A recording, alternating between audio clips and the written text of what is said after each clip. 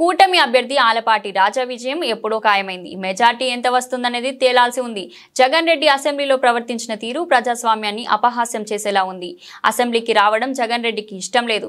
బడుగు బలహీన వర్గాలపై అతనికి ఎటువంటి ప్రేమ లేదు. ప్రతిపక్ష నేత హోదా లేకున్నా వెంకయ్య నాయుడు, సుందరయ్య లాంటి నాయకులు ప్రజల కోసం అసెంబ్లీలో పోరాటం చేశారు. ప్రజలు ఇవ్వని ప్రతిపక్ష హోదాను జగన్ కోరుకోవడం సరికాదు. అది వంశపారంపర్యంగా వచ్చేది కాదు. జగన్ రెడ్డికి ప్రజాబలం లేదు, ప్రజలపై మమకారం లేదు.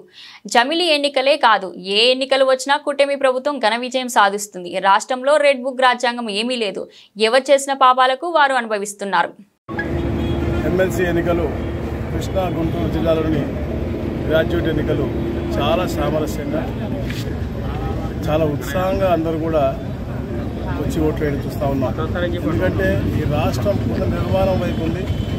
గత పాలకులు, గత ప్రభుత్వం చేసిన అరాచకాల నుంచి ఇప్పుడే రాబోయే తరాలకి మంచి జరిగే దిశగా గౌరవ ముఖ్యమంత్రి చంద్రబాబు నాయుడు గారు, అలాగే డిప్యూటీ సీఎం గారు పవన్ కళ్యాణ్ గారు వారి ఆలోచనతో ఈ రాష్ట్రాన్ని బలపడతామన్న లక్ష్యంతో పెద్ద ఎత్తున టర్న్ అంటే ఎక్కడెక్కడో హైదరాబాద్లో, బెంగళూరులో, పూణేలో ఉన్న వాళ్ళు కూడా ఈరోజు వచ్చి ఇక్కడ ఎంత హ్యాపీగా ఓటేస్తూ ఉన్నారంటే అందరూ కూడా ఈ యొక్క ప్రభుత్వాన్ని బలపరుస్తూ ముందుకు వెళ్తూ ఉన్నారు. వారి యొక్క ఆశయ సాధన కోసం తప్పకుండా ఏదైతే నూతనమైన రిఫార్మ్స్లో లోకేష్ గారు కూడా నూతనంగా ఎన్నో కార్యక్రమాలు చేపడుతున్నాము. అవన్నీ కూడా అందరికీ రాబోయే రోజుల్లో ఇక్కడే ఉపాధి కలిగే విధంగా, అలాగే రాబోయే తరాలకు మంచి జరిగే విధంగా ఉంటాయని చెప్పేసి కూడా అందరూ ఆశిస్తూ ఉన్నారు. అందరికీ కూడా నా యొక్క శుభాకాంక్షలు తెలియజేస్తూ ఉన్నాను.